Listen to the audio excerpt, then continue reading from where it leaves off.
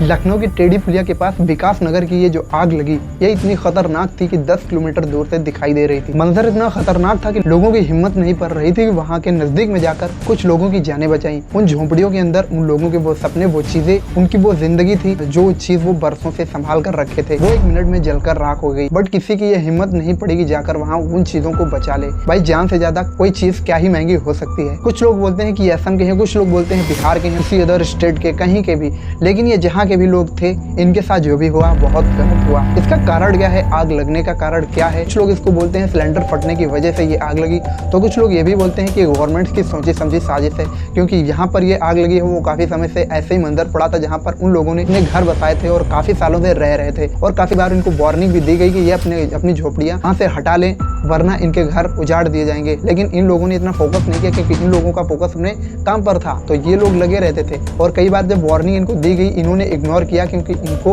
वहां पर रहना था, वहां पर अपना धंधा करना था, ऐसे इकट्ठे करने थे। इन लोगों के कुछ सपने थे, घर बनवाने के, चीजें खरीदने के, कुछ सपने पूरे करने के लिए, जिसके लिए मेहनत कर रहे थे उस झोपड़ी में रहकर। सोचो कितनी सारी चीजें सजोकर, कितनी सारी चीजें, अपनी यादें बनाकर उस झोपड़ी के अंदर रखते थे। यानी वो झोपड़ी इनके लिए एक महल था, उसमें वो सारी चीजें थी, से अपनी जिंदगी मानते थे। अब आप सोचो, आपके सामने अगर आपका घर जलकर राख हो जाए और उसमें 1-2 लोग भी ऐसे हो जिसे आप दिल से चाहते हो और आप उन्हें चाह कर भी ना बचा पाए, सोचो उन लोगों के ऊपर क्या बीती होगी। आप सोचो कि अगर आपको कोई चीज फ्री में मिले तो आपको कैसा लगेगा, और वही चीज आप अपनी मेहनत से कमाए हो, तो वही चीज आपकी आंखों के सामने चली जाए, वही चीज कोई आपको गिफ्ट में दे, तो आपको क्या उतनी खुशी मिलेगी जितनी कि आपने उसको कमा कर लिया था। सिचुएशन कुछ इस प्रकार की है, अगर लोग इनको वो चीजें लाकर भी दे दें, उन चीजों को इनकी मदद भी कर दें, तो क्या इनको उतनी खुशी मिलेगी जितनी कि इन लोगों ने उन चीजों को खरीद कर, सजोकर अपने उस झोपड़ी और महल जैसे घर में बचा कर रखा था। हालांकि कुछ टाइम तक तो इन लोगों की मदद करने के लिए कोई नहीं आया, लेकिन धीरे धीरे सोशल नेटवर्क के जरिए ये खबर फैली पूरे देश में, जिसकी वजह से लोगों ने इनकी मदद करना शुरू भी कर दिया है। लेकिन ये देखते हैं कि कितने लोग कितने हद तक मदद कर रहे हैं।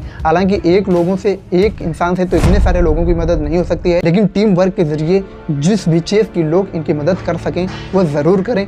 और ये यहाँ पर देखते हैं कि गवर्नमेंट इन लोगों का क्या योगदान करती है, गवर्नमेंट इन लोगों की क्या मदद करती है, क्योंकि जो सबसे बड़ा हक बनता है वो गवर्नमेंट्स का बनता है। ये कहाँ के हैं इससे मतलब नहीं है, लेकिन ये इंसान थे और इंसानियत के जरिए ये कुछ गलत नहीं कर रहे थे, सिर्फ अपना कमा खा रहे थे वहां पर बस कर। तो अगर इनके साथ इतना गलत हुआ तो इनके साथ कुछ अच्छा करने की लोगों का फर्ज बनता है, और लोगों के साथ साथ सबसे बड़ा योगदान गवर्नमेंट्स को इन लोगों के लिए करना चाहिए। वैसे दोस्तों, आपकी इन पर क्या राय है कमेंट सेक्शन में जरूर बताएं, एंड हमें सब्सक्राइब जरूर कर लेना, फॉलो जरूर कर लेना हमारे वीडियोस पर नए आए हैं। और अगर आपको ये वीडियो अच्छा लगा हो, ये इन्फॉर्मेशन अच्छी लगी हो, तो इस वीडियो को शेयर भी कर देना। तब तक के लिए अगले वीडियो में मिलते हैं। जय हिंद।